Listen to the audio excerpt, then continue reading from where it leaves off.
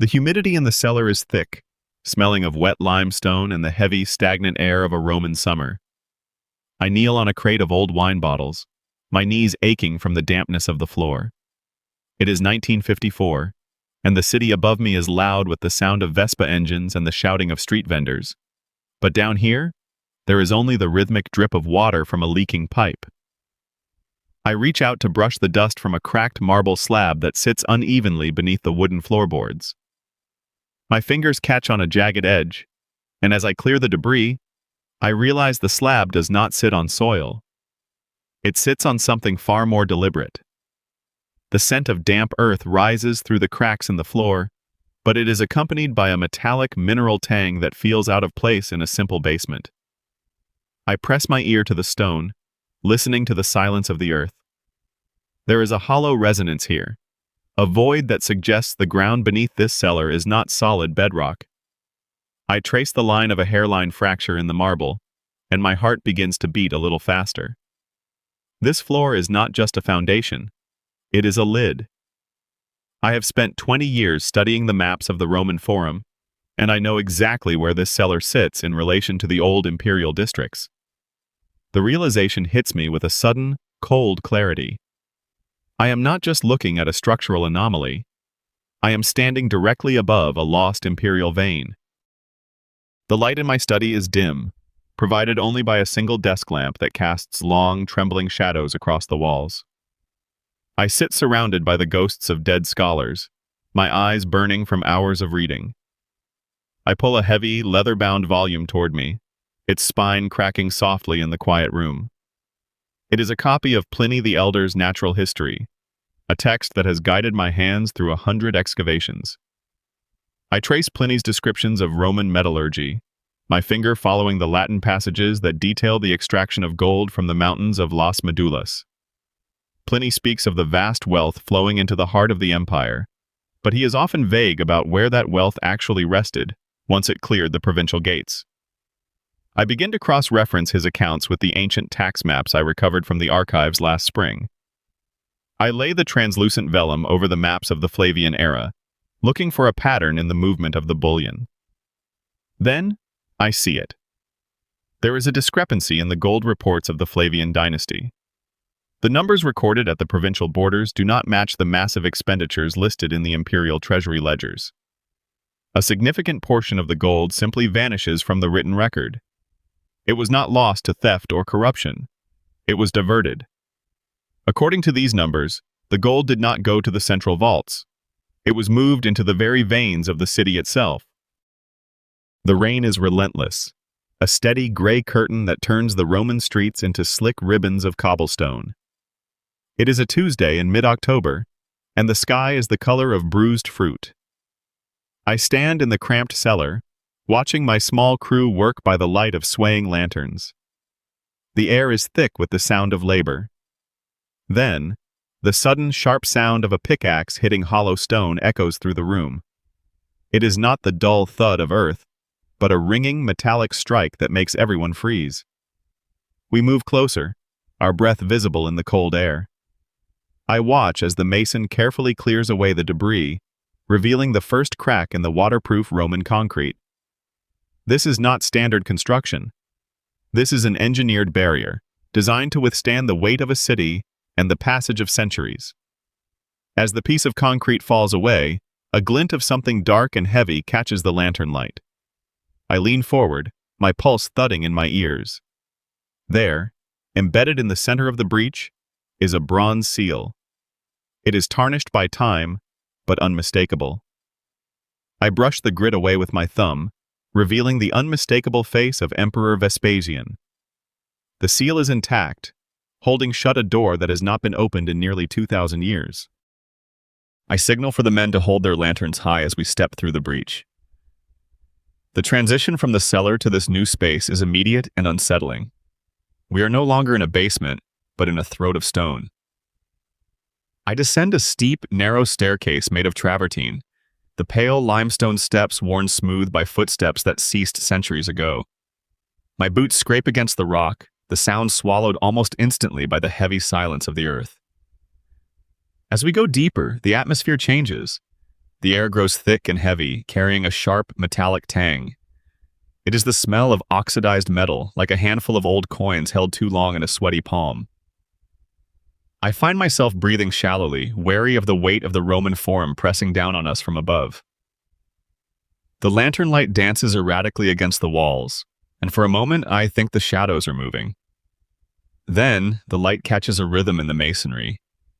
The walls are not bare stone, they are lined with a complex network of lead pipes, thick and dark, snaking through the crevices of the rock. They look like the veins of some great, sleeping beast. I reach out, my fingers hovering just inches from the cold metal. These pipes were not meant for drinking water, they were built for something much more industrial, something that required the constant, controlled movement of fluids. We are descending far below the known archaeological strata of this district. We are moving into a layer of history that was never meant to see the sun. We reach the bottom of the stairs, and the corridor opens into a space so vast my lantern cannot find the ceiling. I step forward, my heart hammering against my ribs, and the light finally finds the far wall. I stop breathing for a second. Embedded in the dark bedrock is a massive quartz vein, a jagged white streak that cuts through the stone like a lightning bolt frozen in time. But it is not the quartz that holds me. It is the color bleeding from its edges. I move toward the base of the wall, my knees hitting the cold floor. I reach out and brush my hand across the ground. It is not dirt. It is a fine, heavy silt, a glittering powder that coats the stone. I bring a pinch of it to my eyes. It is raw, unrefined gold dust. It is everywhere, settled into the cracks and the corners of the chamber like a layer of fallen snow. The realization hits me with the force of a physical blow. This was never just a treasury or a storage room. This was a secret minting facility, hidden beneath the very feet of the Senate.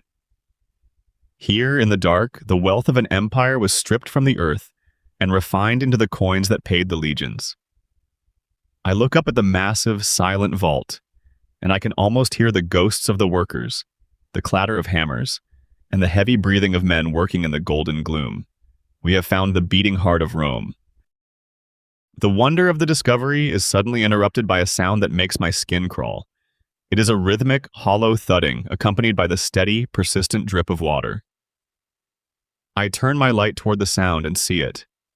A miniature, diverted aqueduct, carved directly into the bedrock, is running along the perimeter of the chamber. It is a masterpiece of Roman engineering, a high-pressure system designed to move water with surgical precision. I follow the path of the channel, my eyes searching the darkness. The water is not just flowing, it is being directed. I see the remains of ancient sluice gates, heavy wooden slats reinforced with bronze, designed to catch the heavy gold particles as the water washed over the ore. But the gates are failing. The wood is rotting, and the water is beginning to surge, spilling over the sides of the channels and pooling on the floor. A sense of urgency replaces my awe. If the water levels rise too high, the pressure could compromise the entire chamber, or worse, trigger a collapse of the modern streets above.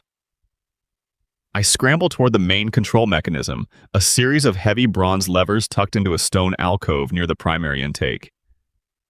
My hands shake as I grasp the cold metal. I have to find the way to shut the flow, to stop the ancient machinery before the very wealth we have found becomes our tomb. I manage to heave the bronze lever downward, and with a groan of protesting metal, the rushing water slows to a trickle. The immediate danger of a flood recedes, but the silence that follows is heavier than the noise. As my breathing slows, I turn my flashlight toward a small, recessed alcove just off the main sluice channel. It looks like a workspace, a tiny office carved into the very marrow of the stone. I step inside, the beam of my light cutting through a thick veil of dust. My heart sinks when the light hits a seated figure. It is a skeleton, slumped forward over a low stone desk, its bony fingers still curled as if grasping a stylus. This man was not a laborer. His remains are draped in the fine, though decayed, remnants of a wool tunic. He was a watcher, a man of ledgers and ink, left here to die when the doors were likely sealed centuries ago. Beside the remains, I find a small stack of wax tablets, preserved by the dry air of the alcove. I carefully lift one, brushing away the grit. The Latin is cramped, the handwriting of a man in a hurry. I squint to read the etched lines. It speaks of a massive shipment of gold, not destined for the public mint, but diverted directly to the temple of Jupiter Optimus Maximus. The numbers are staggering. This was not just a local treasury. This was a secret artery of imperial wealth moving under the feet of the citizens, hidden from even the most eagle-eyed tax collectors. The sheer scale of the deception makes my blood run cold. This man died guarding a secret that could have toppled an emperor. The realization of the theft is cut short by a sound that does not belong in a tomb. It is a sharp, violent crack, like a whip snapping against the stone. I freeze, my light trembling in my hand. For a second, there is nothing but the sound of my own pulse, and then the ceiling groans. It is a deep, structural moan that vibrates through the soles of my boots. The modern world above is waking up. The heavy trams, the cars, the very weight of Rome is pressing down on this fragile hollow. A shower of fine white dust falls from the ceiling, coating my hair and shoulders. Then comes the debris. Small chunks of travertine and mortar rain down, bouncing off the stone floor with a terrifying clatter. The tunnel we used to enter is already narrowing as the walls bulge inward. Panic, sharp and cold, rises in my chest. I see a piece of gold bearing quartz, a heavy chunk of milky stone shot through with veins of yellow, lying near the auditor's desk. In a moment of pure, irrational instinct, I lung for it.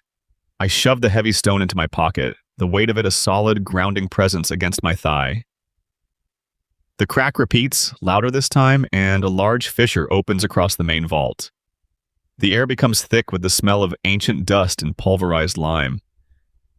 I scream for the men to move, to run, but my voice is swallowed by the roar of shifting earth.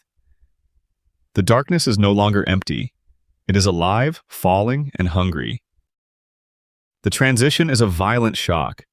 One moment I am clawing through a suffocating throat of dust and darkness, and the next I am stumbling out of a cellar doorway into the cool, damp air of a Roman night. The transition from the pitch black of the vault to the yellow glare of the street lamps is blinding. I collapse onto the cobblestones, gasping for air, my lungs burning from the grit. Beside me, my assistants are coughing and weeping, their faces streaked with gray soot. We are bruised, our clothes torn by the jagged edges of the descent, but we are breathing. The night air feels impossibly sweet. I reach into my pocket, my fingers brushing the jagged edges of the quartz. It is still there, the gold is real, the silence of the night is quickly shattered. The rhythmic clatter of boots on stone signals the arrival of the carabinieri. Blue and red lights begin to dance against the ancient walls of the nearby buildings as the authorities arrive to cordon off the street. I sit there on the curb, watching the officers move with practiced efficiency, their faces stern under the street lamps. They see a construction accident, a structural failure in an old cellar. They do not yet know that beneath their feet, the very foundation of Roman history has been breached. I look up at the stars, feeling the heavy, secret weight of the quartz in my pocket, and I realize that the city above has no idea what it is standing on. The museum is quiet on Tuesday afternoons. I like it that way. The air in the Capitoline remains cool, smelling faintly of floor wax and old paper. I sit on a small wooden bench near the center of the gallery, watching the light from the high windows catch the glass of the display cases. I am an old man now, and my hands shake just a little when I hold a pen, but my eyes are still sharp. I look at the centerpiece of the new exhibit. It is a collection of gold coins, minted during the reign of Vespasian. They sit on dark velvet, glowing with a heavy, buttery light that seems to defy the dimness of the room. To the tourists walking past, they are merely beautiful artifacts. They see the faces of dead emperors and the intricate laurel wreaths. They do not see the dark, damp tunnels of the cellar. They do not feel the grit of the quartz or the sudden, terrifying tremor of the earth. On my lap lies a heavy, leather-bound folder. It is the final excavation report, the one that took 5 years to complete. I flip through the pages, my eyes scanning the columns of data. The total yield of the site was staggering. It was not just a cache of coins, but a massive subterranean processing center that had functioned for decades, hidden beneath the very feet of the Senate. I close the folder and lean back. There is a quiet satisfaction in this. The truth is finally out, catalogued and cleaned, resting safely behind glass. Rome always did have a way of hiding its greatest treasures in plain sight, tucked away in the shadows where no one thought to look.